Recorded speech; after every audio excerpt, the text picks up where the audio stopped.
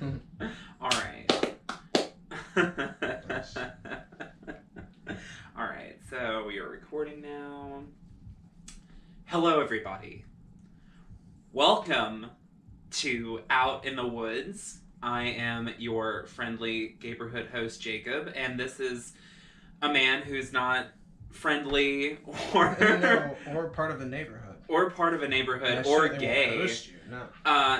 I don't even live in the woods. No, he actually lives here at Out in the Woods, Hattiesburg Branch. This is actually his house. So yeah, this is. Hi, welcome to the show, everybody. This is Will Lovorn. Oh, hey, I'm Will Lovorn. Thank you for having me. They all have to thank me. It's in the contract. You're right, yeah. There's a shotgun pointed at me on camera. So, guys, this is actually the first episode that is going to hopefully premiere on YouTube. So welcome to the channel also. Yeah. As every YouTuber I've ever watched says, click subscribe, hit that bell. It's all about bios and following. Yeah, and my Patreon that doesn't exist yet. So, TBA 2021. Exactly. 2020 is just too fucking much for a Patreon right now. Let's roll that music and we'll get started.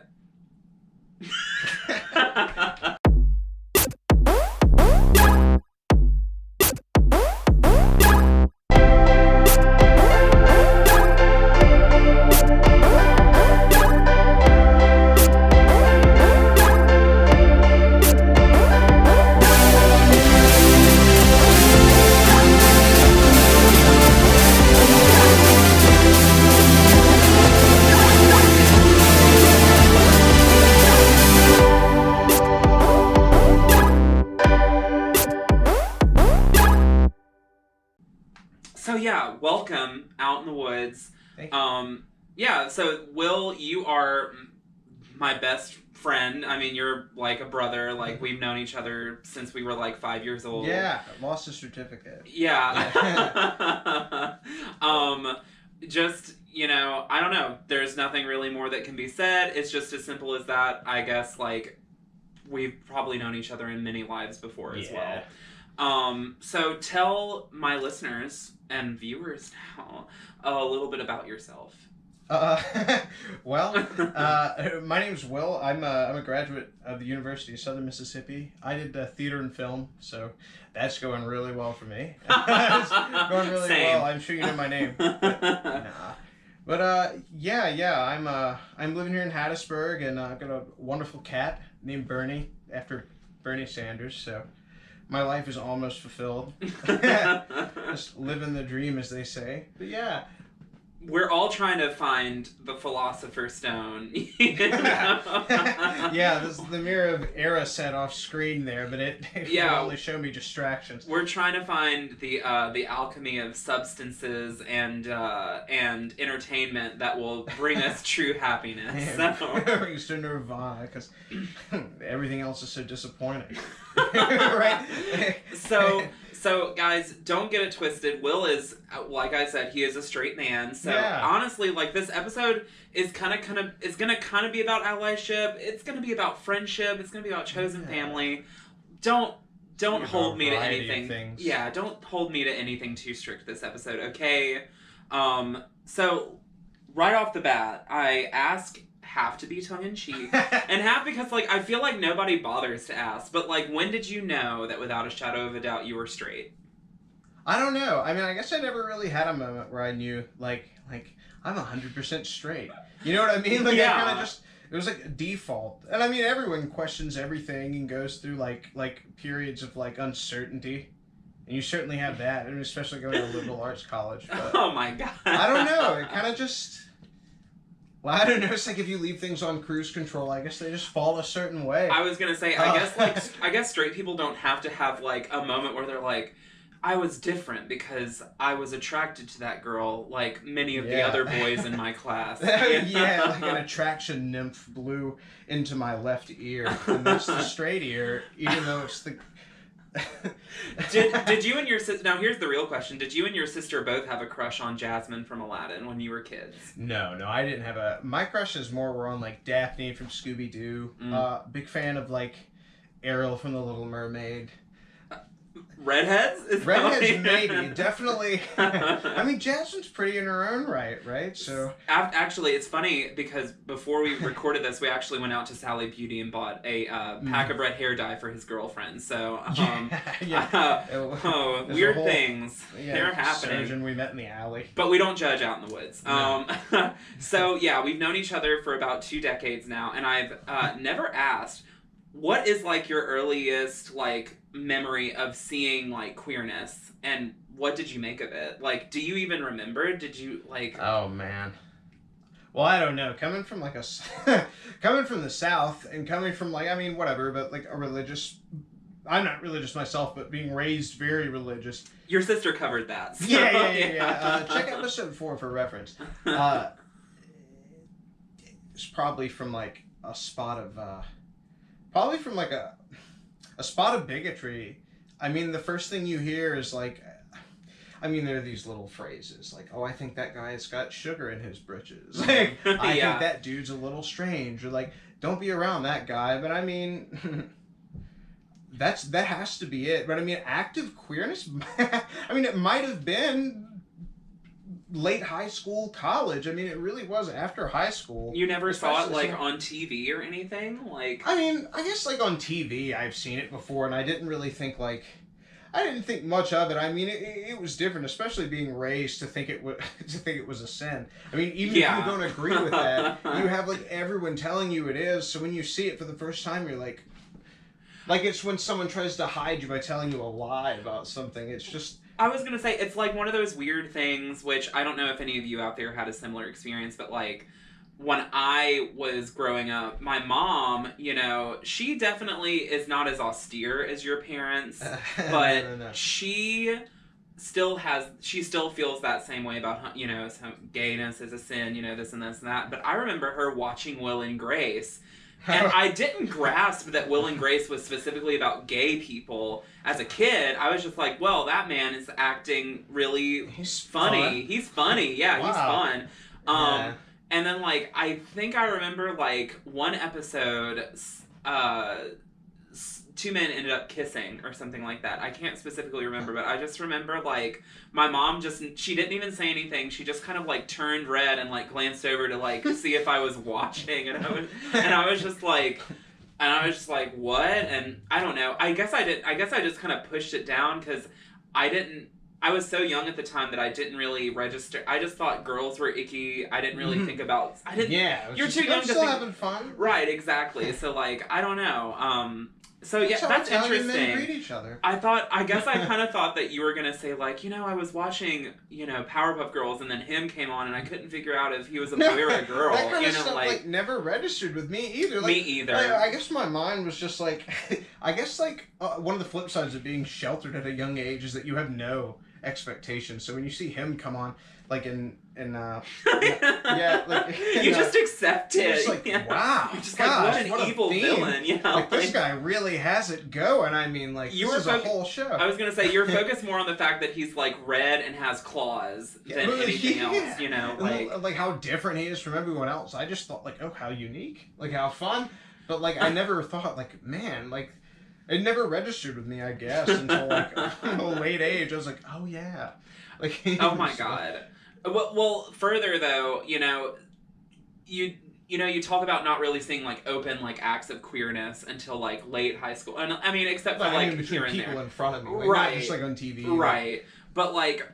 You know, for a lot of gay people, you know, especially in the South, there is that whole thing of, like, you know, oh my God, I can't be gay. Please don't make me gay. You know, all that. Did you ever have that as a straight person? Yeah. I mean, like I say, you go through, like, phases and stuff. And I mean, I don't know.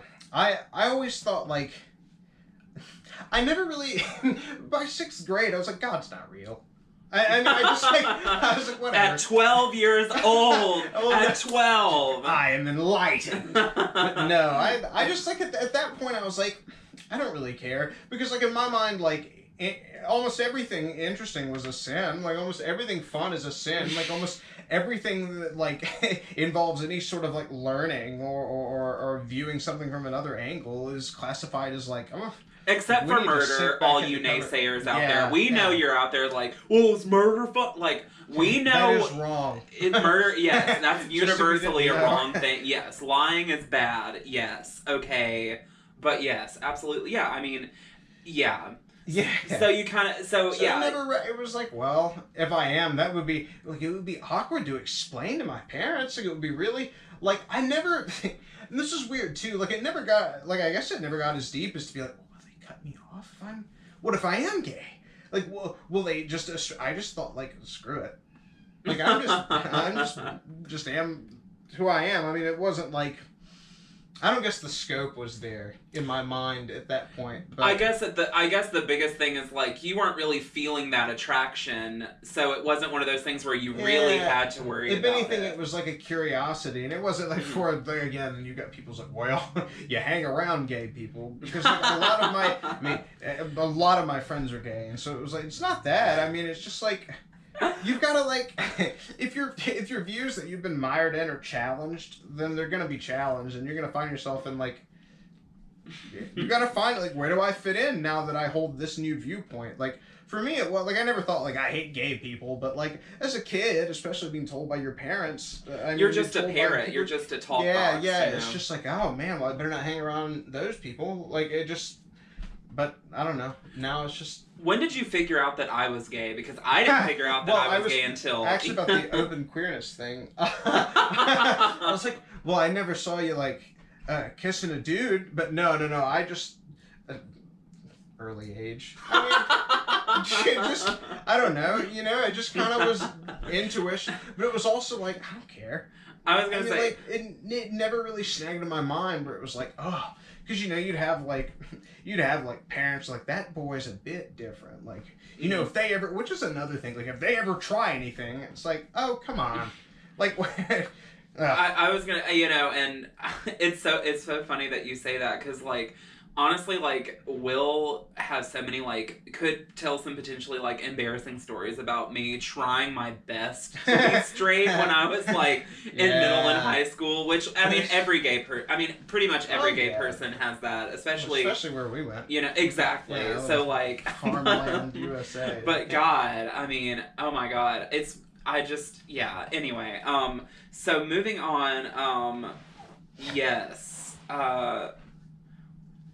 when did you start to see queerness as normal? Was it the same time that you kind of figured out that God wasn't real, or did you kind of have to go through this process to kind of get to see and experience queerness for yourself to kind of normalize it in your brain, or did you just not care? Like, a part of me didn't care. I mean, it was new, but it's like it came in waves. Like at first, I learned, you know, like when you're young, you know, gay people exist, and then you learn like, oh my gosh, this is not just like someone isn't just gay. I mean, this is a whole community of people. This is like a whole.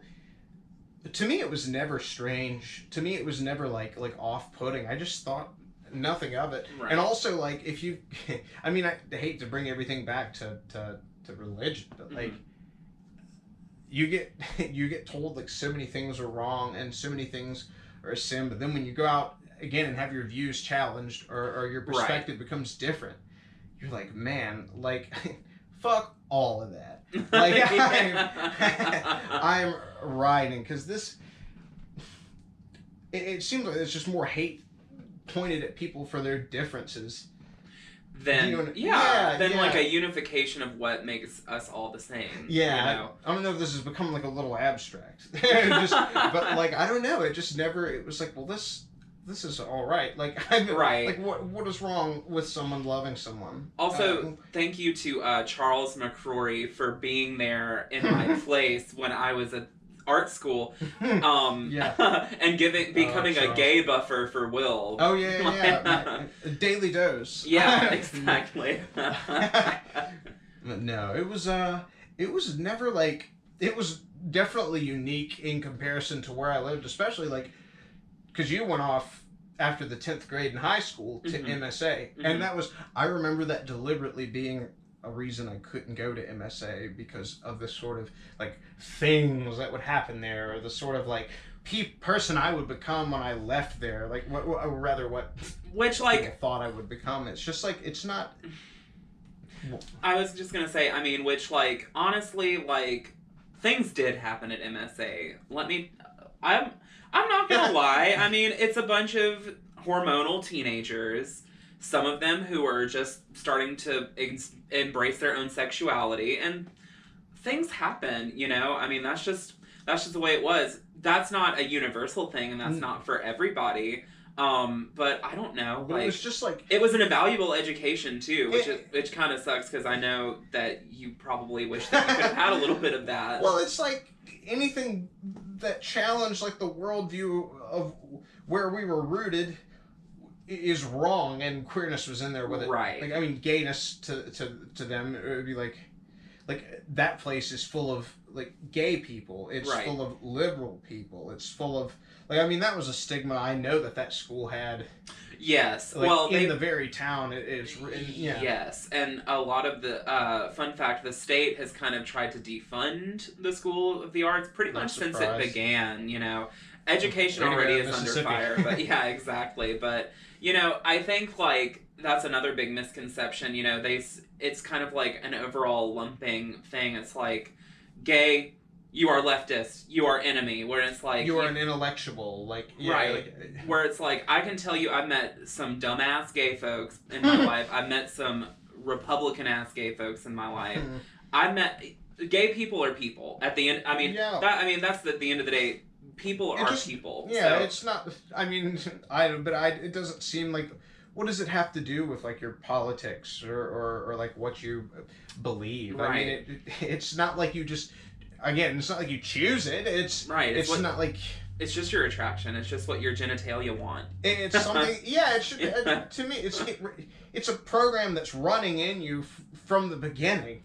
It's like just like straightness would run. Like there's straight people, there's gay people, there's people that are on a different part of the spectrum entirely, and it's just has nothing to do with your politics. Or what you believe about like the government or religion or taxes or the environment. Like it just, I don't think it should. I hate when it's tied to that. Yeah, it's become especially politicized now. But I mean, what can you do? You have to fight for your very rights to be married, and it's gonna be drug into the muddy sphere. Right. But that's just a whole nother conversation for a whole nother day. Like it's nebulous. You know, everything is nebulous. So you have a sister. She's also queer. Yeah. And once again, audience, if you haven't heard episode 4, what the fuck are you doing? Check it out. Check it out. God. So does having a close relationship with 2 LGBT plus individuals. Well, Charles, I mean, you're kind of like a gay magnet in a very weird way. It's right. It's so weird. Does that make you feel like you have a responsibility to be an ally? I feel like I have a responsibility already because I don't know. Well, number one, it's hard to see like your friends and your loved ones, especially like you're like a brother to me, and then my actual sister. I mean, when you see the people you care about like face that kind of like adversity, just living their day-to-day life, I mean, it just it's your responsibility to say something regardless. It's just your responsibility because no one can tell someone else how to live, and no one should be able to deny anyone like the right to love another person and a right to like I don't know get.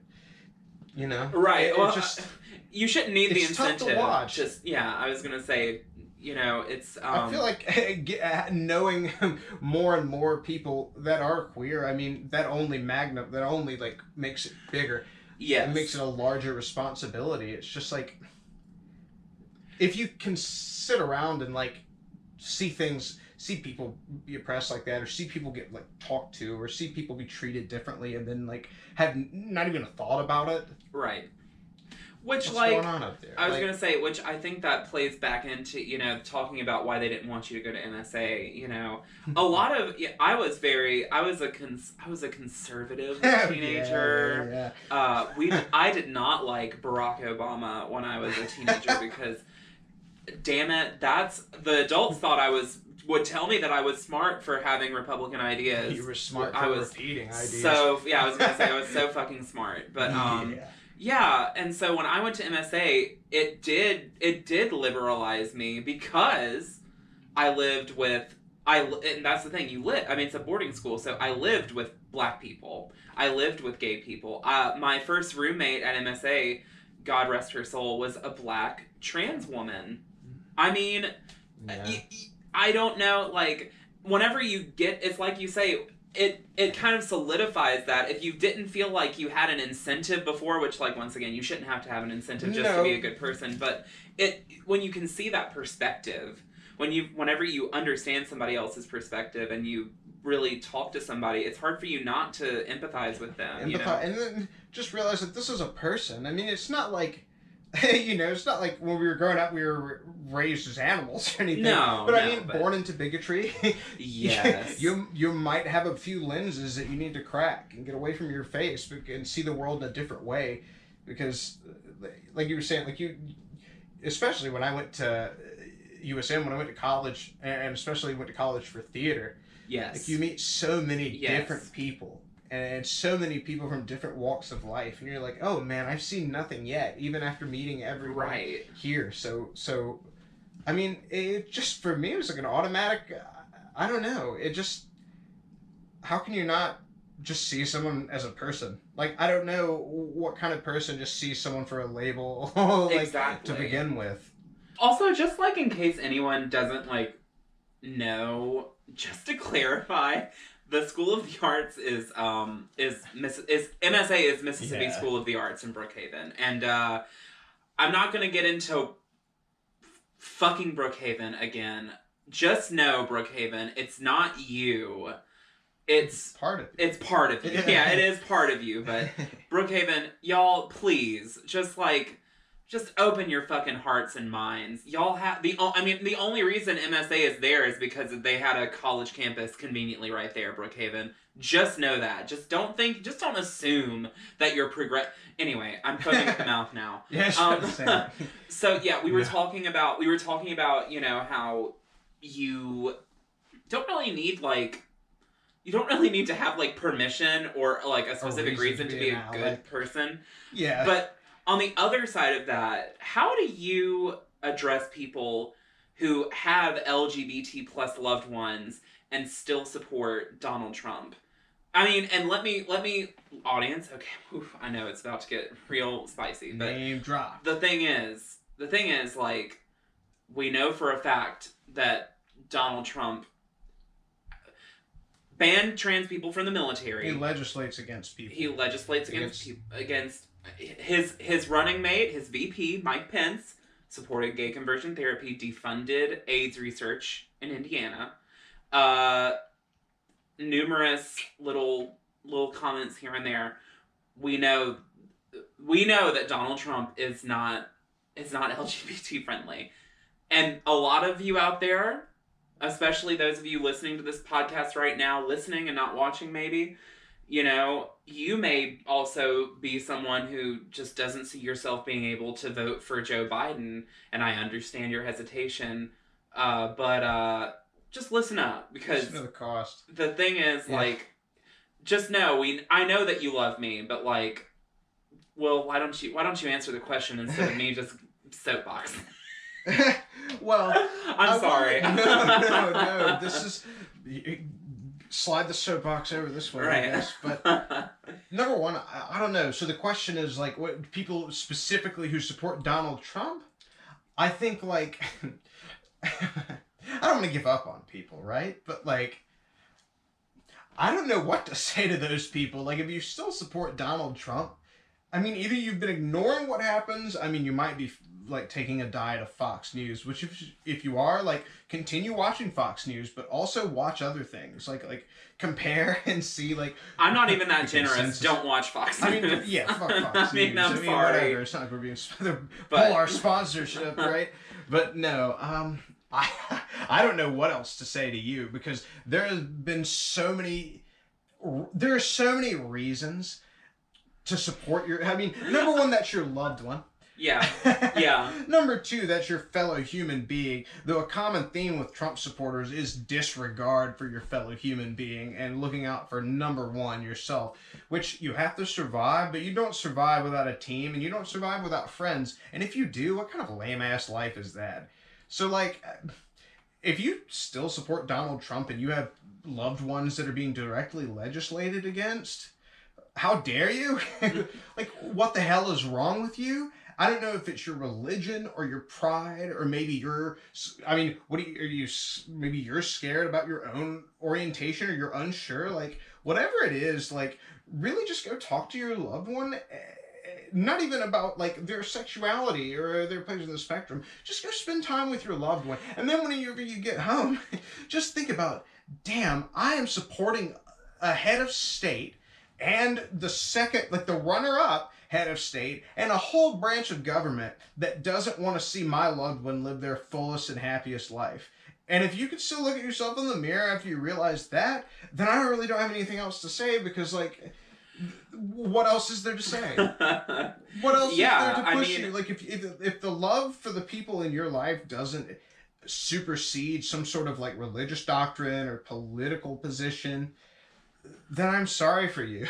And here's the thing, honey, if you still want to be a Republican, You could be a Republican. I mean, the Republican Party has its own problems outside of Donald Trump, sure. But just know that the Republican Party platform, no matter which Republican you vote for, the platform does include the criminalization, basically overturning gay marriage and gay equality and all that good old gay stuff. A lot of other progress, too. So go ahead. If you want to be a Republican, once again, that's fine. But please go ahead and become active in the Republican Party so that you can collectively change some of this stuff then. Yeah. Like we were saying earlier, like, your sexual orientation shouldn't be tied to, like, your political or religious identity or anything like that. But unfortunately, it is now. Yeah, I was going to say, unfortunately. Everyone has to pick a side. So. I mean, one of the worst feelings ever was one time being, like, in a gay bar and having this, being next to this guy and being like, yeah, fucking Trump, he tried to ban those people, he's banning trans people in the military, and he's like, you don't like Trump? And then it's just like a giant, like, exclamation point, like, what? What the fuck? But is that not a theme, though? I mean, I'm generalizing here about but, like, I got mine. Why should you? Like, I got mine. Fuck you. That really seems to be like, if I was to, what is it? I got mine. Fuck you. Okay, the platform in 5 words. There you are. Is I got mine. Fuck you. Honestly, once I start monetizing this, I'll put that on a t-shirt. Right. It's gonna backfire so bad. I was gonna say, I love it. Have you ever heard Out in the Woods? Have you ever heard Out in the... It's huge. Not huger than me. I'm huge. My woods are huger. The Trump woods. Oh my God, Central Park gets bought by... Trump woods. I mean, he's getting money for... Anyway, anyway. So, how would you as a straight white dude... Because this kind of goes... into a little bit more of the culture right now, and the culture surrounding how Trump got elected, because it's a very pervasive thing. I'll go ahead and establish this. I think, like, it's a pervasive thing right now that people on the left sometimes, even, like, it's a trap that people on the left sometimes fall into, because sometimes they feel like they're being discriminated against. So, like, as a straight white dude, what would you say to other straight white dudes who feel like they are under fire in America? I feel your pain. Just kidding. No! Cut it out! No, I would laugh. I mean, like, the only straight white dudes who are under fire are homophobes and, like, racists. So, I mean... Dang, if you're complaining about it pretty loudly, are you not, like, whistling yourself out? Like, I don't know. I would say that's ridiculous. I would say that, like, especially straight white men. Number one, we've always been allowed to own land here and vote. So, like, you have no problems. Like, you literally... You've never been 3/5 of a person. God. It just... I don't know. That's pathetic. I'm sorry, that's just so pathetic. Like, us Christians are the minority, Trump supporters are the minority, white men that hate white men, bullshit. Well, it's. I was gonna say it's an oxymoron. Being called out. I was gonna say it's an oxymoron because everyone's like, well, we're a minority, but also at the same time they're the silent majority. So like, they're whatever they need to be to complain loud. Yeah. Like, I don't know. I mean, I wish I had more to say to these people, but if I had to say something to these people, I would say like, get over it. I mean, like, get over your. I mean, it's just not true. Like, you're not under fire. You're just not under fire. Maybe that's how they react to people securing rights. You know what I mean? Like, securing equal rights. Now, does that mean like white men are under fire? I don't think so. Like, well, and you know, I think a lot of, you know, and once again, this is a trap that people on that white men on the left fall into. Where it's like, well, cancel culture. I mean, I see why these people on the right are. You know, I don't know, and then all of a sudden, like, they just kind of go down that, like, rabbit hole of, like, oh my god, Ben Shapiro, no. Right. Like, well, Alex Jones said one right thing. Oh, man. No, yeah, that's definitely a trap. I mean, like, it's hard sometimes to wake up, I'm speaking as a human now. It's hard to wake up sometimes and then just, like, read whatever's curated on your Twitter feed or, like, on Facebook, and then want to face the world in any positive light. So, yes. I mean, from that end of things, I can understand being upset, but I can't understand thinking that you, as a straight white man, are having your... There's no right in the world that's been taken away from you. It's just that other people have equal rights now. And I mean, again, if that's you coming under fire, then... You've got a whole nother problem. I mean, I was gonna say, you've outed yourself as big. Well, where does your fragility end? Exactly. Covered in stickers. So, we're gonna take a quick break, but we will be right back. All right, and the camera's still rolling, so I don't know. What are we gonna give? Yeah, we're going to do an ad, all right. I'm going to do an ad. I'm going to pre-record it, and then I'm going to put it right there in the middle. Right, in case you didn't know, mid-roll actually gets you a hint more money than pre-roll, or beginning roll, whatever the fuck they call it. Basically, if you put an ad in the middle of your podcast... I guess because you're more guaranteed for people to listen to it. I don't know, but the ad companies are like, yes, get like 2 cents more. You're so. I bet like they're so invested. I mean, they made it halfway. Are they gonna give up? It's not like I always get mad whenever like there's a Facebook video that has an ad, and I'm like, you know what? I want to stick it to them. I don't even give a shit. I'm not watching the rest of this video. And they've never once stopped showing me ads. So I was gonna say, they have not. Oh. The mic is not on, so they can't hear the nice crumbly bag. But yeah, and also, just so you know, most ads are like the ad for Anchor that I do is about $15 every 1,000 listens. So if you're just starting out, don't do it for the money. That's all I'm saying. Right. Do it for the love. So are you ready to come back from this break? Let's come back from the break. And we're back. Oh, fuck. No, we're not. And we're back. And we're back. Back in the saddle again. I'm surprised Steven Tyler hasn't said anything questionable. And, like, you know, Steven Tyler just strikes me as the kind of guy that's like, I don't know, man. Donald Trump's just kind of weird, you know? We're all weird. I mean, man, I was the demon of screaming. He's the demon of the deal. I don't know. Shit. Sounds like rock and roll Joe Rogan. I'm sure if Donald Trump microdosed on DMT, he'd be a better guy. I love you, Joe Rogan. Just kidding. He can't hear you. No. Don't put that on this podcast. We're going to shut down. I was going to say, we're coming back from break now. So... We don't say JR. We don't say JR here. And we're back. And we're back. So now we're gonna get a little less topical, and we're gonna get a little being more political. Oh, y'all, we stopped recording, and fucking a black van pulled up, and a bunch of SWAT folks came out, and were like, kind of bruiser too. Yeah, I was gonna say they came out and they were like, "Hey, y'all have to stop talking about politics." So I was like, you know what, we're just gonna talk about something else.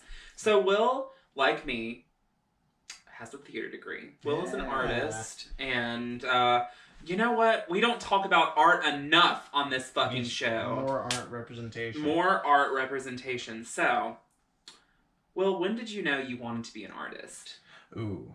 I wanted to be a writer for a long time. I mean, I started from a lot of comic books and Star Wars, right? Like a bunch of nerdy stuff. But I mean, it just started. I mean, we always had a habit of talking on the phone for hours. Much to our parents' hatred. We would just talk about ideas we'd make up, stories we'd made up. And I don't know. I always loved just creating things. I like the idea of doing that. So I like to write a lot. And I wanted to be a writer for a long time until I got into theater in high school, started acting, and then that just became so fun. I really, really loved it. It's been interesting because, like, I don't know, right now everything's so unsure, so like I'm hesitant to call myself anything, but but there's a little comfort in that. You know, we've talked about how, like, you know, we haven't really done anything in a long time, but now nobody can, so like we're all in the same boat now. Equal footing now. We're all on, everything's going up. But yeah, no, I mean, you're still an artist. If you still have that love, if you still have that, or you know, that fire in you, you're still an artist. Whatever. Yeah, honey. Oh yeah. I think that's part of being an artist too, is realizing like that's not your identity. Or rather, like that, your success and failures don't like make you or break you. Like, right. I don't know. Well, and like, you know, and like a lot of relatives like to remind you at family gatherings, you know, Keanu Reeves doesn't have an acting degree, and he still doesn't. You know, I mean, he probably just worked his way up as like craft services or nurse, right? Or something. Oh my God! I'll work my way up to studio executive. Just you wait. So what's it like being straight in a theater setting? Because y'all, I know it's a stereotype, but there are a lot of fucking gay folks in theater, and that's fine. It's free. It's such an empowering thing for our community, but it can be empowering for straight men too, I guess. That's kind of empowering. Marginally. No, it's interesting. I mean, I did certainly meet like a magnitude of different people.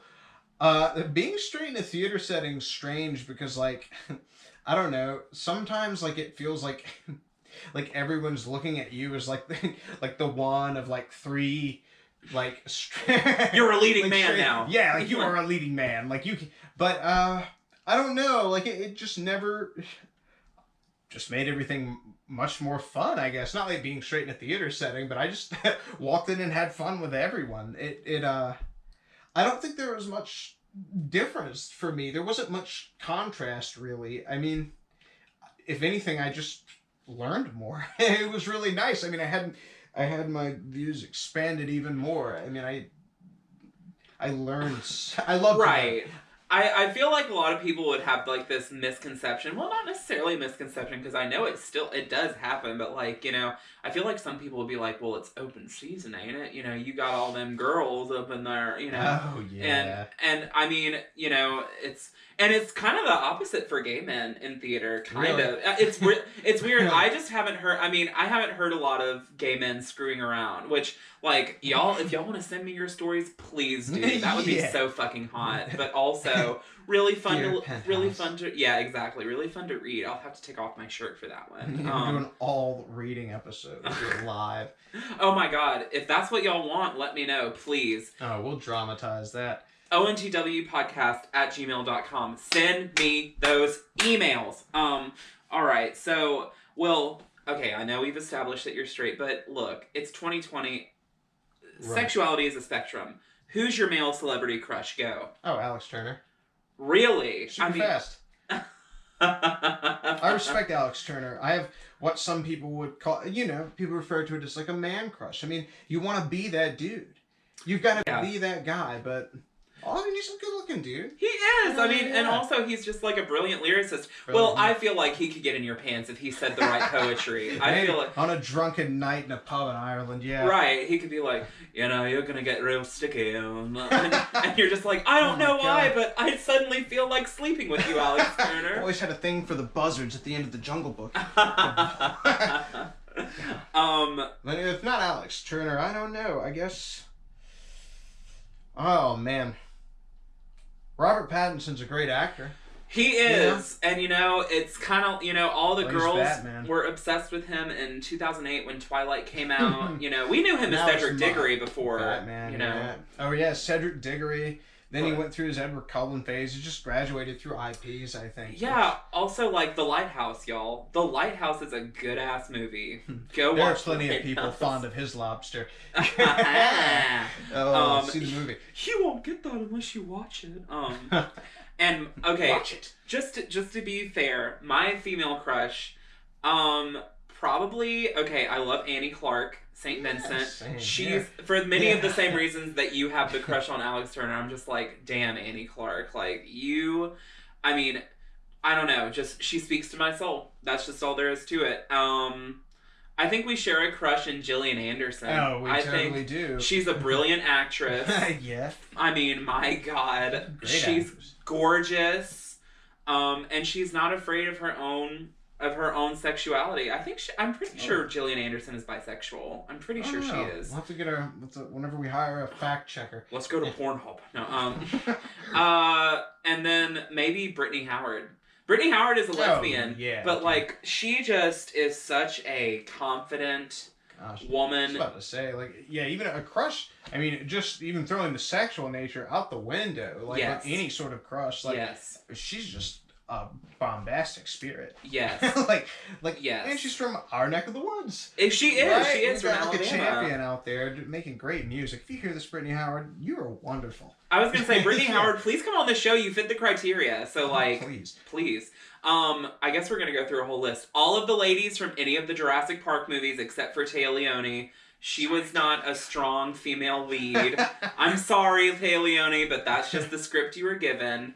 And yeah, I think that Sigourney Weaver, because she kicked ass in the Alien film. I mean, Ellen Ripley is an icon, so. Oh yeah. Oh well, Carrie Fisher. Oh fuck, Carrie Fisher! How could I ever forget? For forgetting that. Oh my god, yeah. She actually. Fun fact: Carrie Fisher died the day after your birthday? Or the day of my birthday. She died on my birthday. Oh man. My 22nd birthday. We were sitting with an old friend of ours watching TV, and all of a sudden I get a text did you see this? And it was Carrie Fisher died. Carrie Fisher had died, and it just ruined me for the rest of the day. So yeah, let's move on to happier things. What's something you would change about the theater, film, or both industries if you could? If you had the power. If I could. Oh my gosh, that's a pretty broad question. Might take me a second here. I think I don't know, because accessibility is all right, but I feel like I don't know how I would do this, but I would just like to bring art to smaller towns. I would like to bring having a theater company that could exist in a small Mississippi town, minus the bigotry, but you're gonna find a degree of that everywhere, I guess. But if you could have theaters in smaller towns that could be run by a collective of people, and I'm sure there are plenty. I mean, I'm a little behind the game here, but I would do that. I mean, I would just make it more accessible. I would make it much more accessible, and I would also, I don't know. What about government funding for theater? Yeah, I was about to go into the government funding for the arts, which is the exact opposite way we're headed right now, darkly enough. Right. Which there are many important things that the government needs to fund that they're probably about to start pulling funding from. Yeah. No, I know the arts. I know. I'm not one of those people, but I'm not going to be one of those people that's like, well, what do I need the arts for? I understand the importance of the arts, but also healthcare. The post office. Those come first. Securing the post office, securing the healthcare of every citizen, combating homelessness, but also your culture defines your country. Yes. I mean, Yes. America is nothing without the culture. That's our main export, really. Yeah, it really is, and it just. I wish we could invest more in that. I wish there were government funding for, without government oversight, for films and documentaries filmed in places like Mississippi and places like Alabama. And there are independent films filmed across the country, but I just wish that it was more accessible for people. Yes. And I wish it was, well, if I could change an aspect about it, I would change the way people view it. And I wish people would view like theater and film as more of a necessity. Yes. And more of a job. Because there's everyone's seen this, like, while you're complaining about, like, Broadway's dying and you're eating up culture right now to keep yourself sane during the pandemic. So one thing that I would probably change, this is just a small thing. I totally agree with everything too. Yeah. Eliminate typecasting. Eliminate any kind of preconceived casting, which I know that's kind of like a human error kind of thing. It's kind but like that's one of those things where it's like, why can't I of course on my weight loss journey, but when I was much bigger, it just kind of felt I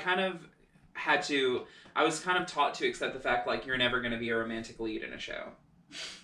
You're never gonna be a leading man. You're gonna be a character actor, and that's is fine because I love character roles. I do. Best out there, but I don't want there to be any barriers for people who want to be able to try the full spectrum of what's possible. It also feels terrible when you have a barrier put up in front of you, especially by people who are teaching you how to how to practice craft. Well, be realistic. People don't want to see fat people kissing. That's like what it sounds like. It's gross. It's gross. What do you kiss at home? Right.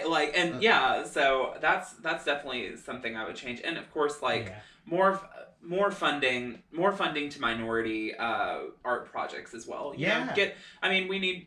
It's just like Out in the Woods is like a place for like voices to be heard. I think that more minority voices need to be heard in theater too. Yeah, they really do. That brings up a good point. because you go to any community theater, and this is not a call out. It is what it is. Like traditional stuff sells better, right? Your patrons are all elderly. At least here. Here in Mississippi, most community theaters I see and I've been to, patronized and funded through donations by generous older people who have kept it alive. Old money. They kept it alive, though. That's great. But also, we need diversity and we need new voices out there. This is all about, challenging whatever's become the status quo and whatever. It isn't about upending anything, but it's about just challenging your thoughts. It's about challenging, so then maybe you can see that, respond, and then change yourself for the better, I guess. That, and also, the old money's gonna run out. Once those people die, their kids aren't obligated to keep paying the theater. So, probably frustrated having to go. Exactly. Also, every time I think of, people who think they're being inclusive in casting, I just think of the all-black Oklahoma from the start of the Watchmen series on HBO. I'm just that's pretty inclusive. Yeah, it's inclusive, alright.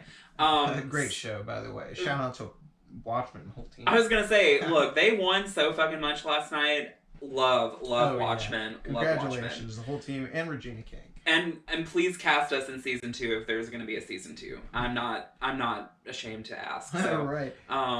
Let's see. What is your dream role and what is your dream project? Dream role. Everyone gets asked that question. Oh no, it's a tough one to answer. I personally love Lucas Noth, so I would any Lucas Noth show. I would love to be in The Christians or Red Speedo or an unproduced screenplay about the death of Walt Disney or whatever the title is. It's a long title. Yeah. I would love to be in any Lucas Noth show. I want to be in Ghosts. I want to be in Henry Gibson's Ghost. Yes. I was just railing against non-traditional, just railing against traditional theater, but man, you gotta love that play. I just love Henry Gibson in general, so yeah, man. No shame there. No, not at all.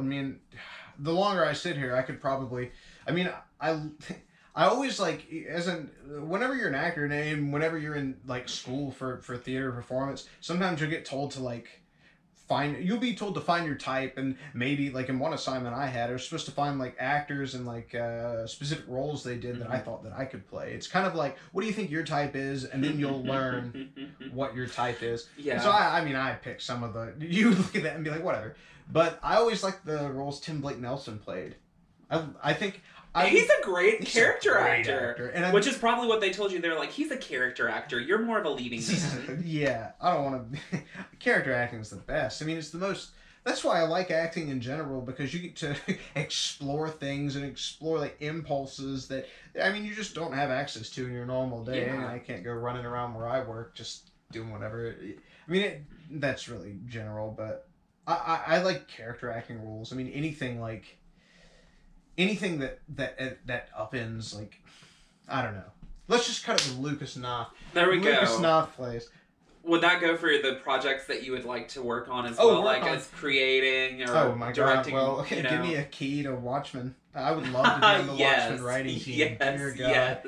I mean, if I could write a dream movie, I think I could do pretty well with Star Wars. Obviously. I think I would do really well with that. But yeah, no, I mean, I haven't done theater in a good bit. Like, it's been a few years since I've really done anything on stage, and I think I would like to direct. I think I would like to direct something by Lucas Knopf. I'd like to explore also, this is a shout out kind of, if you haven't tried it, if you're into reading plays, if you're into theater, if you're into just hearing new voices, check out New Play Exchange. It's like $10 a year to be a reader. And you can find, I mean, anyone can submit their writing, so you can find all sorts of interesting theater. I would just want to do nothing too popular, but like, not in a way of like, oh, I don't want to do anything that's popular, but I just want to do something that might not be heard before. Like, even if it's strange, like I just amplify a voice or voices that haven't been amplified before. There should be a service like Audible that's just people reading plays.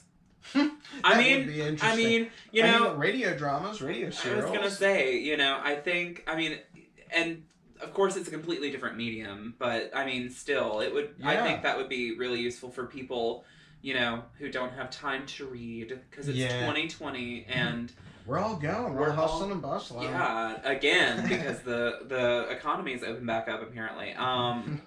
So in a similar vein to my last question. What is one IP, intellectual property, like Harry Potter, Star Wars, Jurassic Park, whatever. What is one IP that you feel like you could make perfect? I'll go with Star Wars on that one. I would be hesitant because it's like, man, if I screw this up, but I feel like that's how everyone felt, and I think they did. Yeah, they did. Kind of. What else can I do? I can't make it worse. No, I would love to get my hands on Star Wars. I feel like I know the characters a bit better. But, I think I would love to do anything with Batman. I would never touch Harry Potter. Mainly because I want the 7 books to be preserved. Nothing she said after that. Also, let's just establish that J.K. Rowling, not only as a transphobe ruined any chance, but also, the Fantastic Beasts movies are not that good. The Cursed Child was shit. Suffice it to say, J.K. Rowling already ruined Harry Potter, so, he really... it was perfect on its own. You can't really make it any better. I just pretend that nothing after book 7 exists, and that J.K. Rowling doesn't exist, too. Yes. I feel like I could do a mean Jurassic Park story, even though those are super hard, because, it's... Everyone, the thing is, island dinosaurs people go, even though they know what already has happened many times before.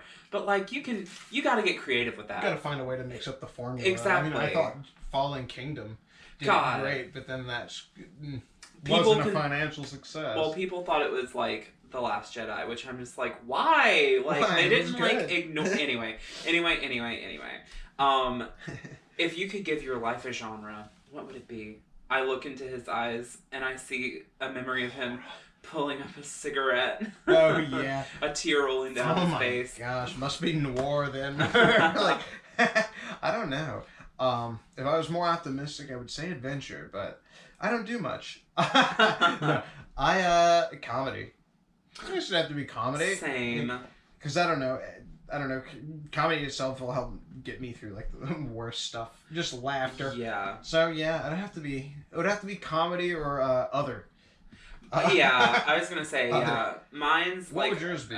Mine's like a dark comedy. A dark comedy? Yeah, like, probably, like... Chekhov type? Yeah, like, yeah, except not that unfunny, because, y'all, Chekhov really was not that funny. I'm sorry. Russians just have to laugh because it's fucking cold.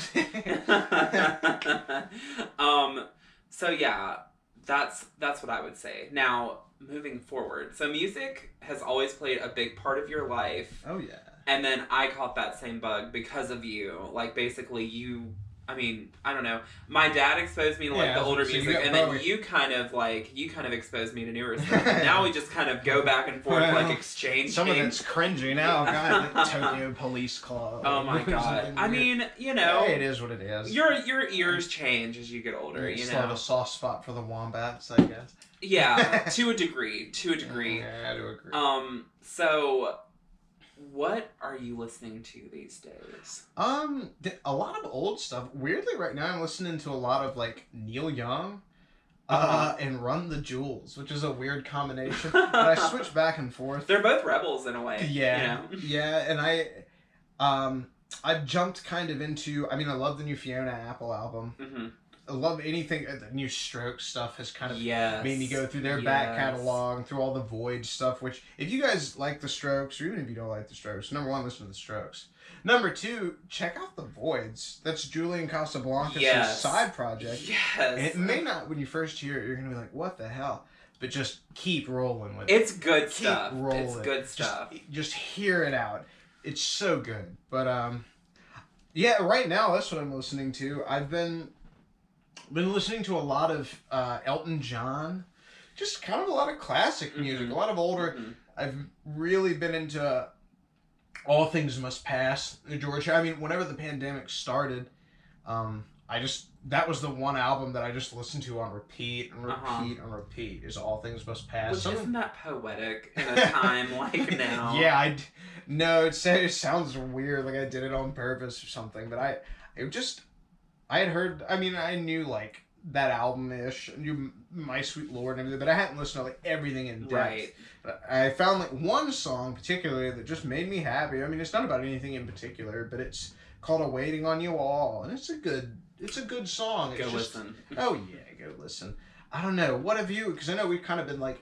Often we'll listen to the same things. We'll convene about stuff. What have you found that's been best for you during... So, if you're going to give, like, pandemic recommendations, because we've got a long road to go on as a country. I was going to say, my pandemic, you know, in March is when I really started the weight loss journey, which is also, ironically, when we went into lockdown. Yeah. So I was listening to a lot of music that helped me move, and I love electronic music. I mean, many gays do, but like I have a soft spot for electronica, and I was really listening to, and I still will. The thing is, like, it sounds boring, but like sometimes I'll just cycle through like 5 different songs for like a week. Really love the Chemical Brothers, and their newest album, No Geography, is such a good album. I mean, I can't tell you. You'll just you'll shake your ass off, literally, because you won't stop dancing, and it'll burn all the fat off. I love the Chemical Brothers. Love Miley Cyrus's new song, Midnight Sky. Really, really fun. I mean, not really a fan. I listened to Chromatica by Lady Gaga. I'm one of the people. I did not really enjoy the album as a whole. A couple of good songs here and there. 911. The music video to 911 is great until the end, and the end is just really hilarious. Yeah. And, I guess you could go back with, I don't know, was Joanne her peak? Oh, we're not gonna... We won't say I'm not gonna... Sorry, I don't mean Mother Monster has not had her peak yet. I'm sorry for saying that. I'm out of my depth. You have immediately... Forgive me. You're about to be stoned by the gay community. I'm just when they hear idiot, this. straight white man. That's right. No. Virtue signal, virtue signal, virtue signal. No, which by the way, y'all, don't say shit. When I say virtue signaling, I'm just being ironic. We're being, Yeah.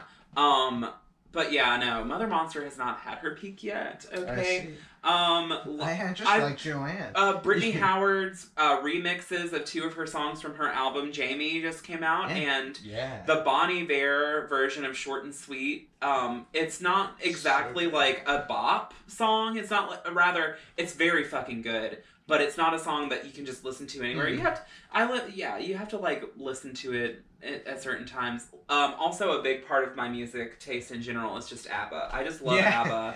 I love ABBA. And David Bowie. I catch myself. Something. And that's the thing. David Bowie has something for everyone because he had such a varied music career. So I can listen to a different David Bowie song every day. And that's one of the artists that I got into. I mean, growing up, my parents were fans of David Bowie. They hate David Bowie. They hate David Bowie for some reason, but to each their own.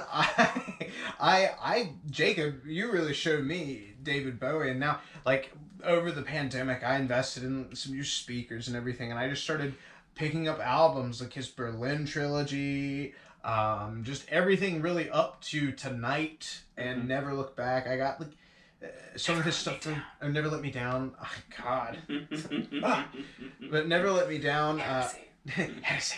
And some of his like earlier and later 2000s albums, the few that were, and it's been fun like tracking. That's something I like to do with music, is pick one artist and just track their progression through music, and then learn about their progression through their life, like while they're creating that album. So that really kept me occupied for like 2 months, just going through David Bowie's whole catalog. I think it just makes really quick.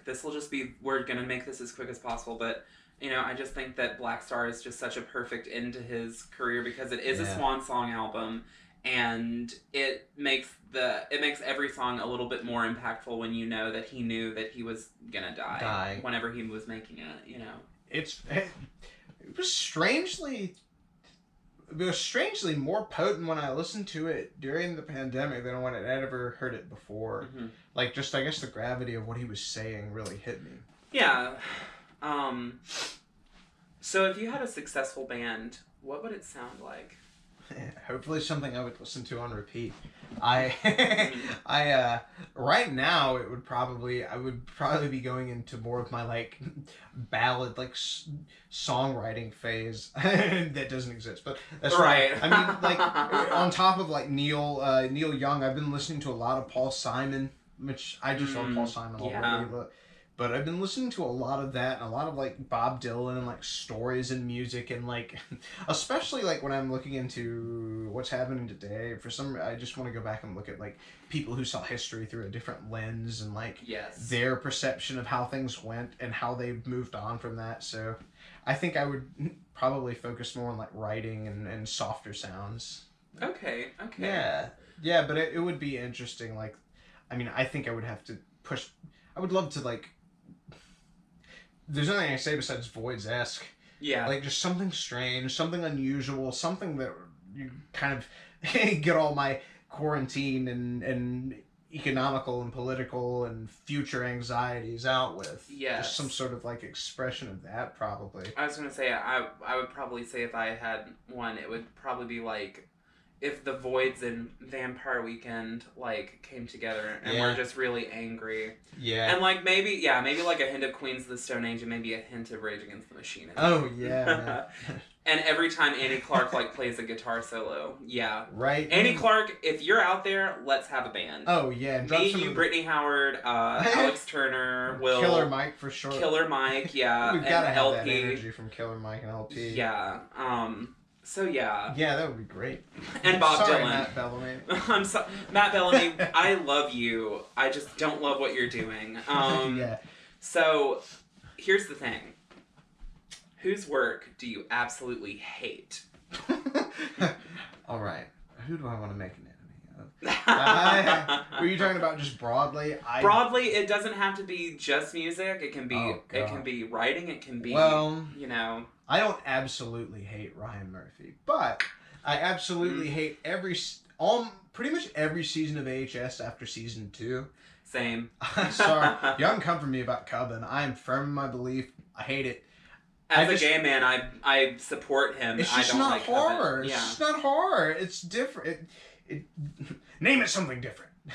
But no, if I had ooh, Tommy Lorenz. I hate her work. Candace Owens. Ben Shapiro. Alex Jones. I love the work. As a normal person, if non-political work, okay, because we know, I mean, all those people are hacks, so like that's just like out of whose the way. work am I not a fan of? Yeah, Joss Whedon. Same actually, except Toy Story, and I haven't watched Firefly. Okay, and I haven't watched Buffy. Now, because I'm sorry. I've seen some Buffy. You know what? Live and let live. I didn't like it, and also like his Wonder Woman script has some problems. And, I mean, I don't know if he screwed up Justice League, but... All I'm saying is, it's really telling whenever you claim to be such a feminist and that the patriarchy made you cheat on your wife, but at the same time, you can't write a Batgirl script because That's when I lost respect for him 100%. Yeah, because he was offered the opportunity to write a Batgirl script. So there's no story? Yeah, he's like, I don't know what I would write about. Like, and it's just like, honey... Honey. I have several. I mean, everyone I'm sure has several ideas that. I mean, I've never made a movie that scale, obviously, but that's weird when you who have. And imagine the access he has. Access he has, every resource he could want. I mean, everyone. The parent company that owns Batgirl is like, please write a Batgirl script. And he's like, I don't know what I could do. Why'd you take the job in the first place, Joss Whedon? Right. Anyway. Yeah. I agree. Yeah. I agree. Joss Whedon. I'm still gonna be a Nickelback hater. I don't care if anyone's like, woo, like I don't really care that much for Nickelback. I don't. Limp Bizkit. Limp Bizkit. Let's see. Half our audience is like, what? I like some of Kanye West's stuff, but honestly, recently Kanye has just kind of been making me mad to the point where like I don't fucking care for you anymore, Kanye. Yeah, there was a time. And this is like a nuanced thing. What happened to separate the art from the artist? Yes. But like, it's hard as hell to do it with Kanye West. For my own sanity and comfort, I have to separate J.K. Rowling. I mean, but whatever. About Michael Crichton, who wrote Jurassic Park, he was a notorious climate change denier, and I just ignore that part of him. Jim Carrey doesn't believe in vaccines. Yeah, and we all still laugh. And. You know, I mean, like, Ace Ventura apparently was really transphobic. But, like... You know, yeah. I didn't watch it, so I've never seen it. I was watching Anchorman the other day, dude. Anchorman would be, like, panned today. Like, if you haven't seen Anchorman in a while, go back and watch it. I mean, gotta love... Yeah. Like, most of Anchorman, but, like... Yeah. But, I mean, again, that whole point is, like, look what buffoons these harassers are. So, on to... the next question, which is, what place does art have in a pandemic? Which, like, that's the $1 million question, because I feel like everyone in the arts community is trying to make an argument for art during a pandemic. Yeah, well, I mean, like, it has a place in literally every home ever. And there's not a person on this planet that doesn't enjoy art. They don't have to enjoy every single facet of it, but everyone enjoys art of some sort. Even if, I mean, if you count art as like The Voice, like watching whatever it is, you're consuming a creation that someone made. So I feel like it has a place with everyone, and even more so today. I feel like, just from what I've seen in this country, it's like, this pandemic has kind of identified like the people that are like awful and like identified some of the worst bits of humanity within our country. So I feel like the only way to, because art can be therapeutic and art can be a bridge to empathy. Yes. Whenever you not have another one. So I feel like it's like extremely important, especially if you're trying to understand. I mean, when you most need to understand the plight of your fellow person on the planet. Yeah. It's just a way to exercise and stretch your empathetic muscle. It just well, it's also like an abstract way of kind of expressing things that you don't exactly know how to express, but you need to get out of it. I mean, it's an outlet, it's a bridge, it's multi-purpose, and it's invaluable. And to see, like, I don't know, I mean, to see people who who were working artists, who were making it, who were successful. And I don't mean like making it by making money, but making things and doing things and doing their best. And to see like them get crippled by this pandemic, and then the government, I mean, they can't get bailed out like everyone else can. Yeah. Because all of a sudden it's not a real profession, it's just a hobby. Right. Even though they lost their whole income, and it's just, I don't know. So I feel like it has a huge place. Yeah, I just feel like it's hugely important. It feeds people, it brings people together. So yeah, well, without it, we'd be lost completely. I mean, I don't think. Part of me wonders if that's like our last sense of like agreed upon reality, like agreed upon. Yeah. Like we can all enjoy and experience a piece of art together, even though like our days and our like perceived realities might be different. If that makes any sense. Yes. I feel like that might be the one thing that people, one of the few things that people can still hold in common without it fracturing so far. So I don't know. It's sad to see people out of work. It is. Situation. Once again, especially, we made that comment earlier, like now we're all on an even playing field, but it doesn't feel good. Like, it doesn't feel good to know that, like, this person that really was thriving from all their hard fucking work, I mean, especially in the theater community, it's like, you don't know how much fucking hard work it takes to go out there and get rejected every single day, and then finally get what you have been hoping for, and then suddenly and something also, completely out of your hands. And how much you sacrifice to get where you are. Yeah. We have a good friend who is Samantha. Yeah. She's a costume designer. She's really smart. And she people like her work so hard to get where they are, and they sacrifice so much, like just artists in general, and just to see like your friends like lose all the, like, I mean, where's their place? Right. I mean, it's kind of shitty. They were comfortable now. Because in a macro sense, artistry is just kind of not really incorporated into the economy properly. So you get a degree and you are you have expertise and you have a skill that is only valued for short times on contracts, Yeah. You can't, there's not a place where you can go get a 9-to-5 in theater, unfortunately, especially not for everybody. And that's just what sucks. It's not, and that's the thing. I think I need people to know that, like, a lot of it is not for the fame. Yeah. It's not to get famous. It's just to make a living. Because you probably won't. Like, it's, you probably won't. It's just to, like, fulfill yourself. I mean, it's just to find fulfillment. And it's also to, like, share an experience with people, at least for me. I mean, I don't know. I can't. I mean, I love art, but I love making art with friends even more. Yes. So that's what it is for me, really. It's just, like, finding, like, people to make something with. Yes. And also to find out what they want. Yeah. So how has being an artist affected your worldview? I mean, I'm still pretty young, I guess. We're both still really young, so, like, college is still recent. And, I mean, coming from a small town to a college in a slightly bigger town helped me expand my views, and then, like, pursuing certain careers and, like, learning, I mean, it's just, I don't know. Sometimes I don't know if it's like just being an artist or like if it's like being like non-religious or what, but I love to learn new things and like have my beliefs challenged and have like, so I wonder if that's come from like it just getting used to it and just like expecting like uniqueness in the world and like just loving to hear from like different voices and like interact with different people. Right. I guess being an artist is kind of, I mean, you can do that without being an artist, but for me, being an artist is like opened up avenues to meet all sorts of new people and like be confronted with new ideas and like, yeah. It's just owed a lot. It hasn't taught me how to finish a sentence yet.